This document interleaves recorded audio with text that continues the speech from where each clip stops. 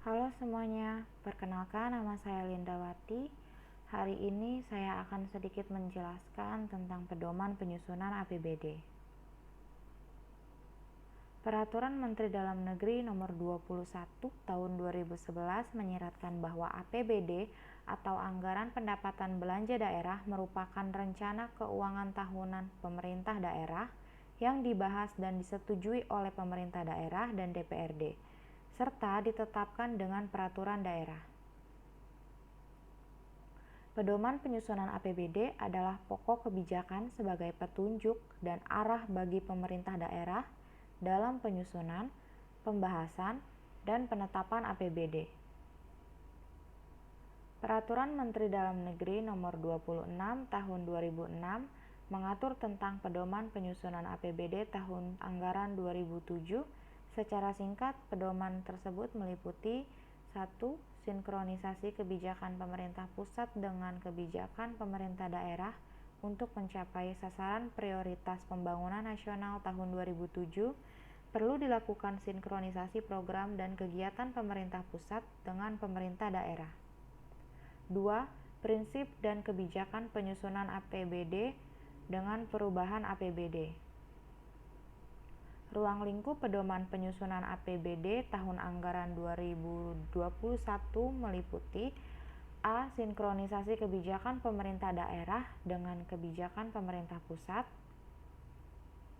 B. Prinsip penyusunan APBD. C. Kebijakan penyusunan APBD. D. Teknis penyusunan APBD. Dan E. Hal khusus lainnya. Penyusunan APBD perlu memperhatikan prinsip-prinsip sebagai berikut. 1. Partisipasi masyarakat. 2. Transparansi dan akuntabilitas anggaran. 3. Disiplin anggaran. 4. Keadilan anggaran. 5. Efisiensi dan efektivitas anggaran. 6. Taat asas. Dokumen penganggaran dalam penyusunan APBD tahun anggaran 2021 dituangkan dalam format yang terdiri atas A. Kebijakan umum APBD dan prioritas dan plafon anggaran sementara. B. Rencana kerja anggaran satuan kerja perangkat daerah. C. Rancangan peraturan daerah tentang APBD. D. Rancangan peraturan kepala daerah tentang penjabaran APBD. E. Perubahan kebijakan umum APBD dan perubahan prioritas dan plafon anggaran sementara. F. Rancangan peraturan daerah tentang perubahan APBD. G. Rancangan peraturan kepala daerah tentang penjabaran perubahan APBD. Dan H. Rancangan peraturan kepala daerah tentang APBD. Proses penyusunan APBD terlihat pada gambar yang saya tampilkan. Ada RPJP atau Rencana Pembangunan Jangka Panjang. RPJP adalah dokumen perencanaan pembangunan makro yang berisi visi, misi, dan arah pembangunan jangka waktu 20 tahun.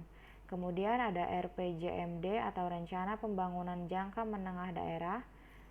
RPJMD adalah Rencana Pembangunan Jangka Menengah Daerah, yaitu dokumen perencanaan untuk periode 5 tahun.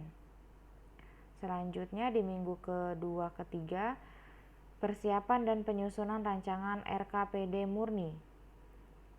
Selanjutnya dilanjutkan dengan pelaksanaan Musrenbang RKPD tingkat kelurahan, kecamatan, kota, provinsi, dan nasional.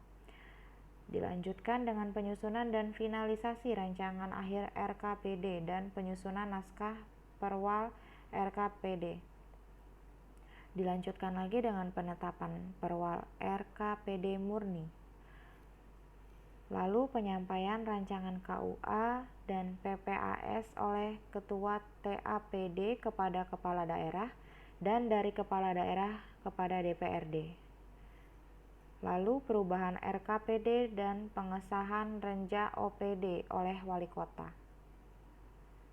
Selanjutnya, kesepakatan antar Kepala Daerah dan DPRD atas rancangan KUA dan PPAS. Dilanjutkan penyusunan dan pembahasan RKA OPD dan RKA PPKD, serta penyusunan rancangan perda tentang APBD.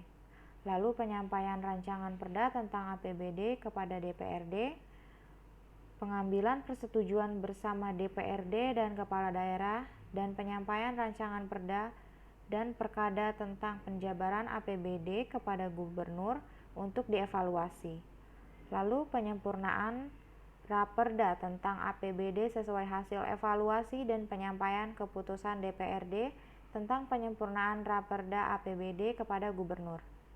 Yang terakhir, penetapan Perda APBD dan Perkada tentang penjabaran APBD sesuai hasil evaluasi dan penyampaian kepada Gubernur. Sekian yang bisa saya sampaikan, kurang lebihnya mohon maaf. Terima kasih semuanya.